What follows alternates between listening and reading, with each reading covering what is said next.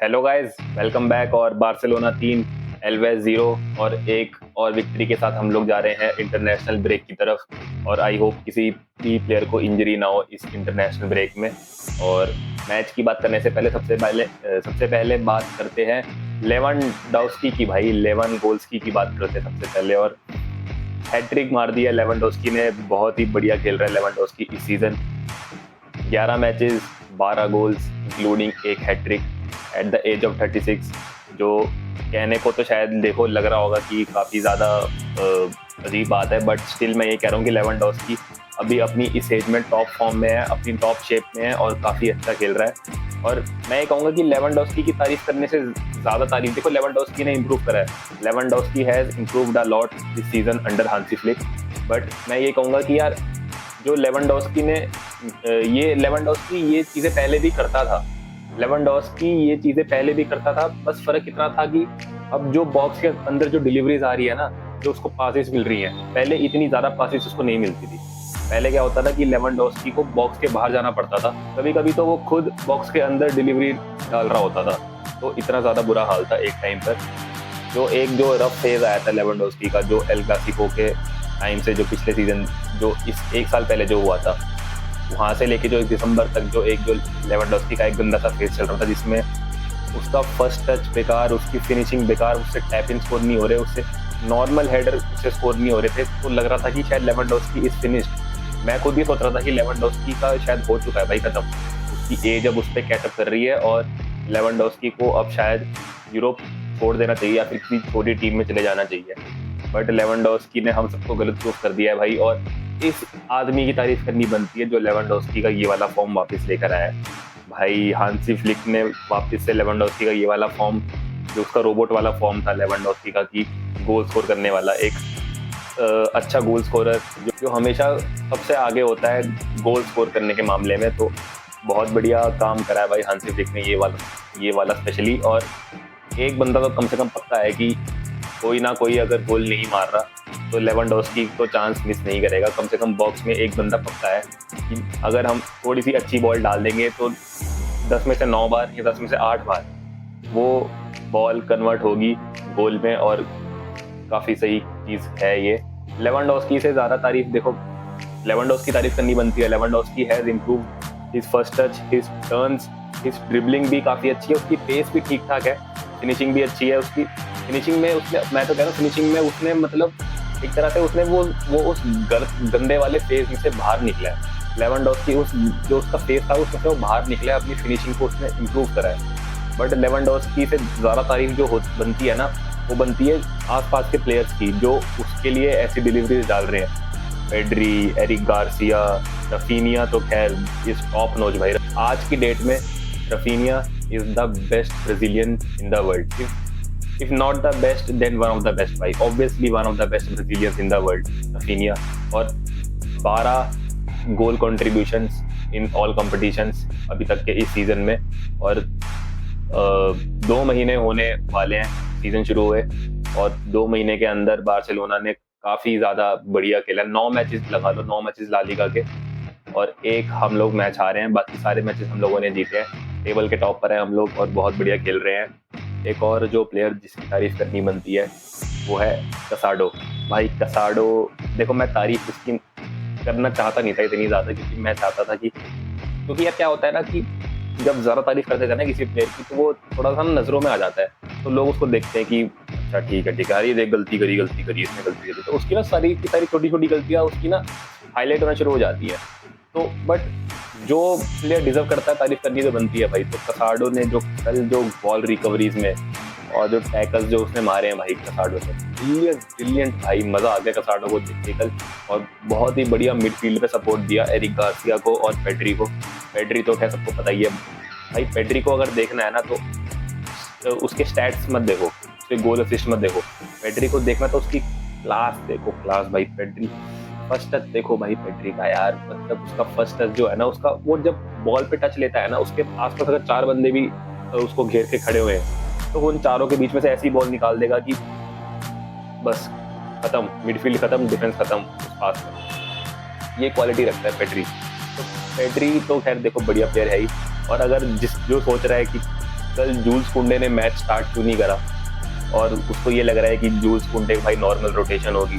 सारे मैचेस अभी तो जूल्स कुंडे ने खेले हैं थ्रू आउट द 90 मिनट्स, और नॉर्मल रोटेशन का सोचा होगा हांसी फ्लिक ने कि जूल्स कुंडे को थोड़ा सा रेस्ट मिल जाए, बट ऐसा कुछ नहीं है भाई। और जूल्स कुंडे कल इसलिए नहीं खेला क्योंकि हांसी फ्लिक की जो वो प्री मैच डिस्कशन जो होती है, मैच से पहले जो डिस्कशन होती है कि किसको कैसे खेलना है, जो जो प्री मैच जो डिस्कशंस वगैरह होती हैं, जो टेक्निकल डिस्कशंस वगैरह होती है, जो फाइनल डिस्कशंस होती है मैच से पहले, उसमें जूल्स कुंडे लेट आया था, टाइम पर नहीं आया था। और जर्मन डिसिप्लिन के मुताबिक भाई हांसी फ्लिक के अकॉर्डिंग, और कहा जा रहा है कि हांसी फ्लिक ने इससे पहले भी काफ़ी बार वार्न किया था प्लेयर्स को कि भाई टाइम पर आया करो यहाँ पर। और ये तो खैर सुनने में भी आया था कि जब हांसी फ्लिक नया नया आया था बार्सिलोना में, तो उसने पंक्चुअलिटी के ऊपर काफ़ी सारा लेक्चर दिया था प्लेयर्स को कि आप सबको टाइम पर आना है, हमेशा टाइम पर ट्रेनिंग करनी है, टाइम पर मीटिंग में आना है, और सब चीज़ें टाइम पर होंगी, कोई भी लेट नहीं आएगा।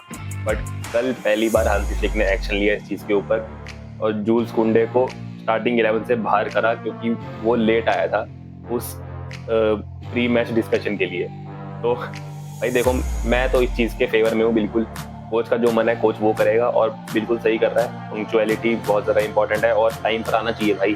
जब कोच तुम्हारा सीरियस है ना, तो कोच का साथ दो, कोच का साथ दो, हर चीज़ में साथ दो, और वो तुम्हारे भले के लिए कर रहा है ये सब। और इस टीम के रिजल्ट उस कोच की वजह से ही आ रहे हैं अभी तक। अगर हांसी फ्लिक ना होता तो मुझे नहीं लगता कि ये जो यंग टैलेंट जो हमारा, जो ऐसे हम लोग देख रहे हैं कि हमारे यंगस्टर्स इतना बढ़िया खेल रहे हैं, इतना वर्ल्ड क्लास फुटबॉल खेल रहे हैं, तो मुझे नहीं लगता कि शायद ऐसा फुटबॉल हम देख पाते। मे बी जावी के अंदर शायद हम देख लेते हैं ऐसा फुटबॉल, बट इस लेवल का ना देख पाते जहाँ तक मुझे लगता है अभी। तो कुडोस टू हांसी फ्लिक भाई। लमीन यमाल की बात करते हैं तो भाई लमीन यमाल कल थोड़ा सा मैं कह रहा हूँ कि उसने स्टैंडर्ड ऐसे सेट कर दिए हैं कि अगर जिस मैच में वो गोल असिस्ट प्रोवाइड नहीं करेगा तो लोग देखेंगे कि भाई लमीन यमाल उतना अच्छा नहीं खेला। बट मैं बता रहा हूँ भाई, lamin Yamal had an average game. जैसी गेम कल अगर पेड्री की रही है ना, तो वैसी गेम कल लमीन यमाल की भी रही है।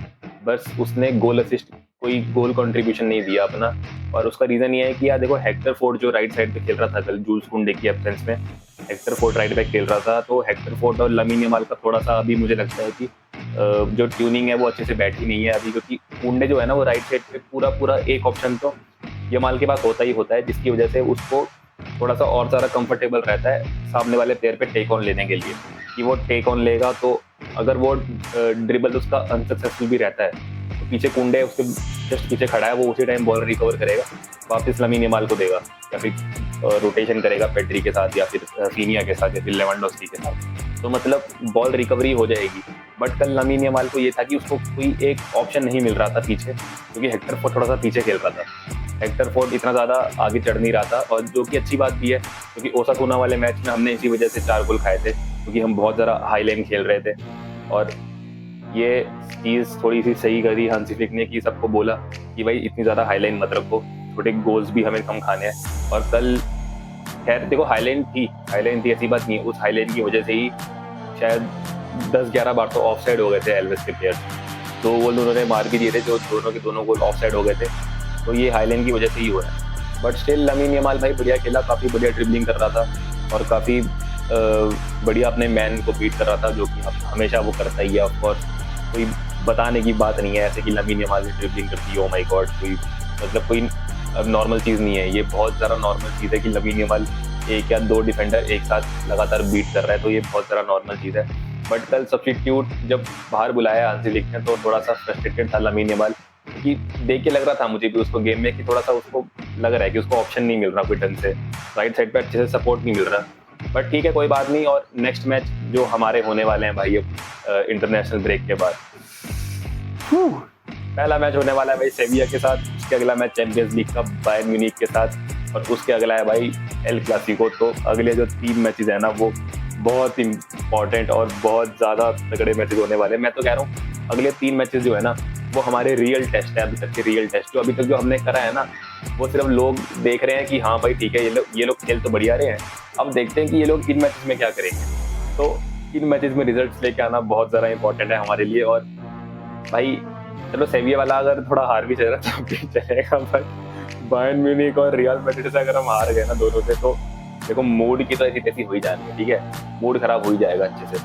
बट कोई नहीं, इन मैचेस की अच्छे से बात करेंगे, प्रीव्यू करूंगा इन मैचेस का मैं, दोनों मैचेस का, एल क्लासिको का और बायर्न म्यूनिख के अगेंस्ट जो हमारा चैंपियंस लीग का फिक्चर है, इन दोनों मैचेस का मैं प्रीव्यू करूंगा और बताऊंगा कि कैसे कैसे क्या क्या हो सकता है, हम क्या क्या एक्सपेक्ट कर सकते हैं विंसेंट कंपनी की बायर्न म्यूनिख से, जिसने काफ़ी ज़्यादा सरप्राइज किया अभी तक हमें, और आंसेलोटी की रियल मैड्रिड जो शायद अभी अपने प्रॉपर बेस्ट फॉर्म में नहीं है, प्लस डानी कार्वाहल को भी एसीएल इंजरी हो गई है, जो कि एसीएल इंजरी तो खैर आज की डेट में इतनी ज़्यादा कॉमन हो चुकी है इस नए सिस्टम की वजह से कि प्लेयर्स टूटे जा रहे हैं, बट इनको तो बस पैसे कमाने हैं, इनको नहीं फर्क पड़ता प्लेयर्स की हेल्थ से, प्लेयर्स की फिटनेस से कोई फर्क नहीं पड़ता इनको। और कल तो लेवेंडोस्की ने भी अपने पोस्ट मैच इंटरव्यू में भी यही कहा था कि ये पहली बार हो रहा है कि मैं हर